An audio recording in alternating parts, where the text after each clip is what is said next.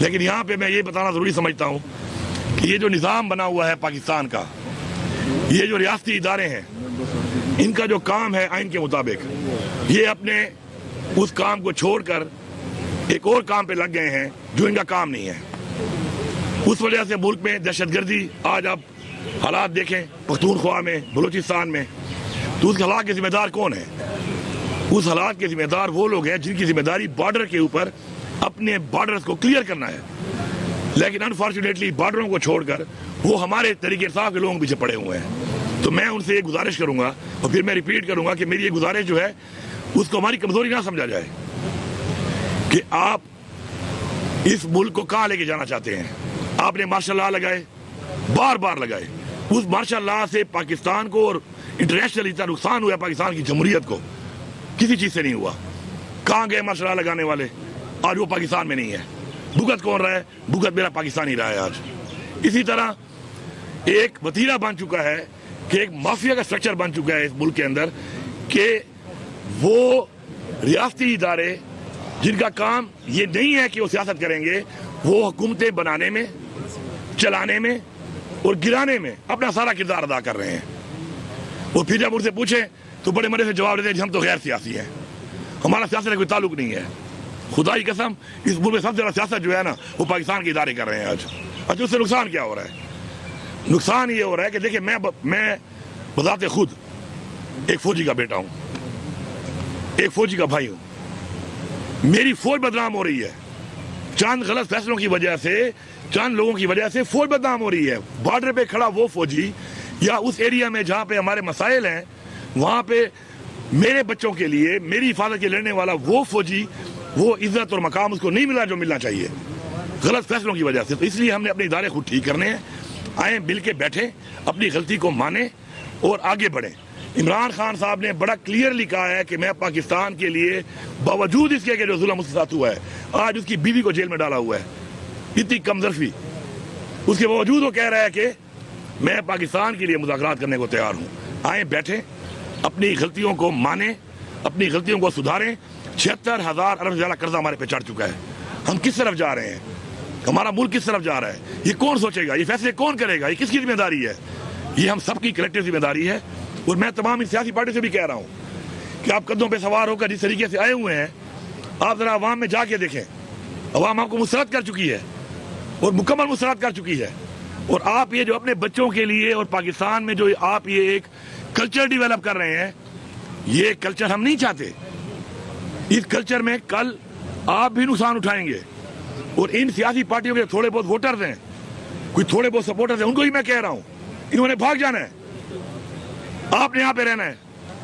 آپ سوچیں کہ جب میرے پی ٹی آئی کے کسی ورکر کے گھر کے اوپر، عہدیدار کے گھر کے اوپر، ووٹر کے گھر کے اوپر چھاپا لگتا ہے، اس کی چادر اور چاردیواری پامال ہوتی ہے، اس کا گھر توڑا جاتا ہے، اس کو ٹارچر کیا جاتا ہے، تو کیا آپ بحیثیت انسان یا بحیثیت مسلمان کیا یہ ٹھیک ہے؟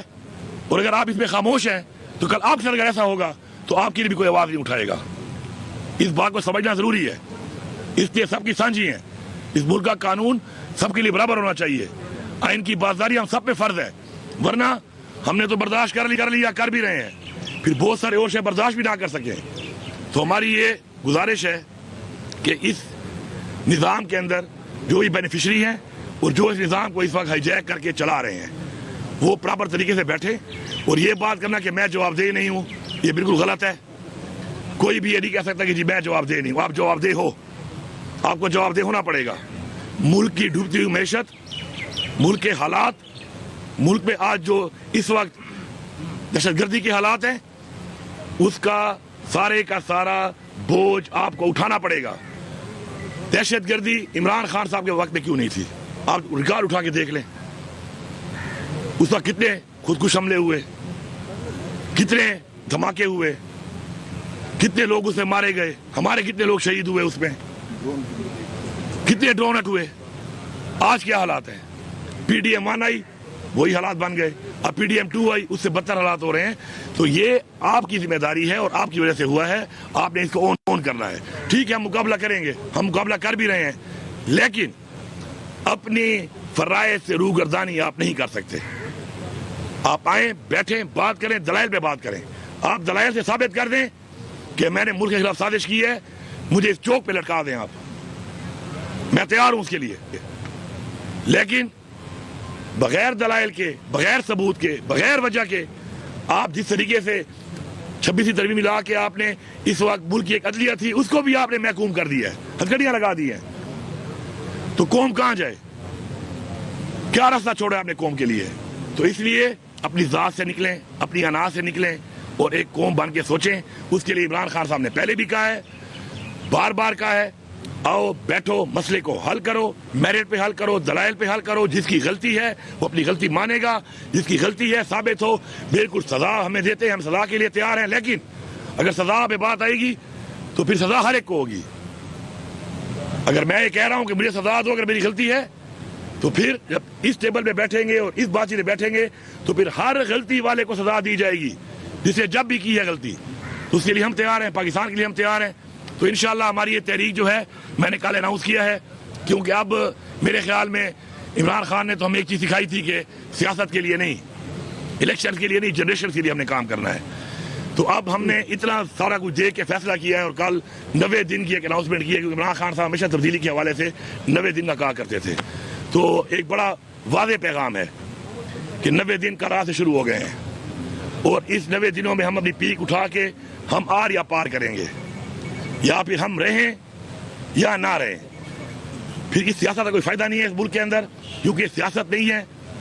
ایسی سیاست سے بہتر ہے ہم سیاست ہی نہ کریں, پھر اپنا کوئی راستہ ہم اختیار کریں اور اپنا راستہ اختیار کر کے ہم اپنے حق کے لیے اپنا وہ راستہ اختیار کریں کہ جس کے اندر کم از کم ہم نہیں چاہتے کہ ہمارے بچے غلام ہوں اور ان کے بچے غلام ہوں.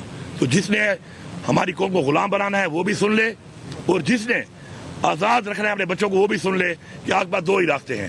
غلام بننا ہے تو یہ نظام چلنے دو, آزاد ہونا ہے, بچوں کو آزادی دینی ہے, خودداری دینی ہے, خود مختاری دینی ہے.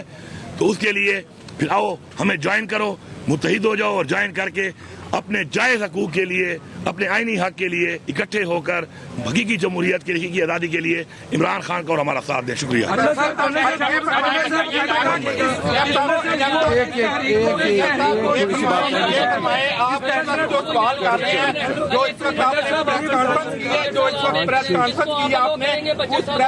میں یہ لگتا ہے کہ آپ کا اعتماد اداروں سے اٹھ چکا ہے. کیا آپ مذاکرات کی بھی دوسری بات کر رہے ہیں, بیٹھنے کی بات کر رہے ہیں؟ کیا آپ کے پاس آپشن بچتے ہیں؟ سیاستدانوں سے مذاکرات کریں گے یا اداروں کے انہی لوگوں کے اوپر جن پہ آپ اعتماد نہیں کر رہے ان سے بات کریں گے؟ دیکھیں, عمران خان صاحب نے ہمیشہ فیصلہ کرنا ہے, ہمارا فیصلے کا اختیار عمران خان صاحب کے پاس ہے. عمران خان صاحب نے بڑا کلیئرلی بتایا ہوا ہے کہ فیصلہ سازوں کے ساتھ ہی مذاکرات کروں گا نا, جس کے پاس اختیار ہی نہیں ہے اس سے میں کیا بات کروں گا.